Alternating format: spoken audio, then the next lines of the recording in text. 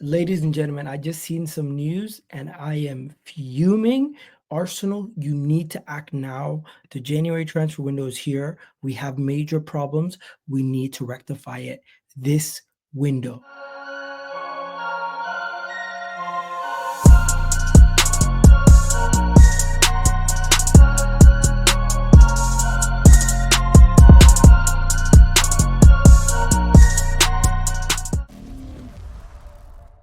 Yes, people. What's going on? It's Egal Talks Football. We're back again with another video.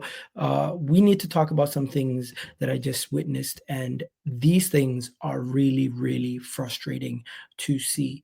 For example, you have clubs moving like big clubs in the January transfer window, already making deals, getting stuff done, where Arsenal seem to be twiddling their thumbs. Now, this is not going to be the most positive video. This is not going to be a video where everyone's just going to be laughing and smiling, but I'm going to be bringing facts to the table, and I'm not going to be doing fake news. I'm going to make sure everything I have a reliable source, and I can bring it to you guys and show you guys what I'm talking about. So first thing, we're going to bring David Ornstein to the table. Omar Marmoush from Frankfurt is a player that I was following, and he is called the Egyptian Prince, the second coming of Mo Salah, as they say. He can play on the left wing though, and he can play as a striker. He's going to add some attacking depth to Manchester City, and as Manchester City also look to go and sign another centre back this window also. So there you go, a club that needs to address some issues, and they go and say we're going to address two key problem areas in one window. Where Arsenal, we're still twiddling our thumbs. We're still getting the ball rolling, as I say, 8 days into the January transfer window. Now, moving on from what was said there's some news from the Arsenal ownership, and I'm not even talking about the fact that there will be thousands of seats empty on Sunday's match between Manchester United and the FA Cup. Seems to be nobody really is bothered by the FA Cup match versus Manchester United, and I wouldn't be surprised if we lost. Genuinely, at this moment in time, I wouldn't be surprised if we lost. Manchester United just came off a big result versus Liverpool. They're riding high. Arsenal, we don't seem to take the cup serious. Mikel Arteta is going to put out a weakened team, and we potentially could lose to Manchester United, and that could be another chance to win a trophy. Could be going down the drain right there. But forget about that right now. We got bigger issues. Arsenal don't David Ornstein, when speaking about Arsenal, I don't expect Arsenal to be one of the most active participants in the market. But the way the industry is, Arsenal seem to be a topic of conversation in transfers. So I guess I don't switch off until the window is shut. But at this moment in time, he's basically implying that Arsenal are not going to be heavy movers in the January transfer window. Also, speaking about on Arsenal's transfers, it seems Arsenal are bringing in young players now who bed in for the future. It is often sensible with the financial parameters that allow you to hopefully compete against your rivals going forward.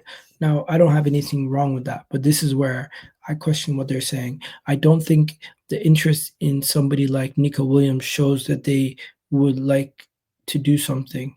I think it's by large they are going to go with what they've got, which will not be music to the ears of many fans. Oh my God. And then he goes on to say, Arteta is a massive fan of Nico Williams. We already know that, but trying to get this deal in January would be love a Ferrari, but obviously it's going to be difficult. Ladies and gentlemen, what the hell's going on? So are the Cronkies being cheap, or is it just the people at the club are just leaving Arteta to dry? What the hell's going on? Because clearly, we want to sign somebody. We want to sign somebody of note. And that person could be Nico Williams that we want to sign, but it doesn't look like they're allowing it. It doesn't look like they're letting it happen.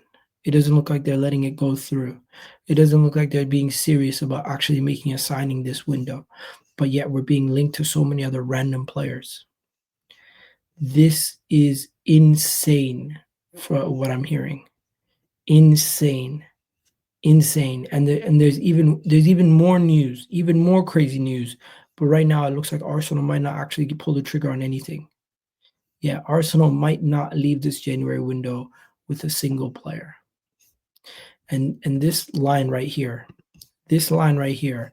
was the line that set me over the edge, that made me want to do this video. This line right here. I don't expect Arsenal to be one of the most active participants in the January window. When David Ornstein said that, I lost my shit, bro. Genuinely, we need to do something. If we don't do something, we are screwed. But yeah, you see Man City making moves. When it comes to Arsenal, I don't expect them to be busy. When it comes to Arsenal, John Cross saying the 300K a week for Nico Williams seems to be excessive.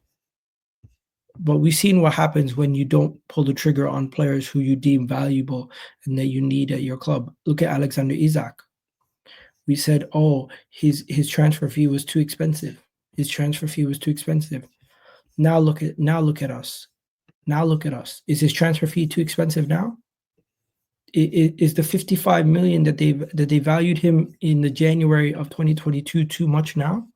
The guy's going for 150 million, and we're looking to even consider paying that. And we said this back then. The people who are running this show at Arsenal is clearly not Mikel Arteta. Because if Mikel Arteta in a January window where he was trying to push for top four is going to say to you, losing Aubameyang and not getting in anybody, I'm going to be fine, I don't think he would have said that. But hey, Arsenal, this is what we do.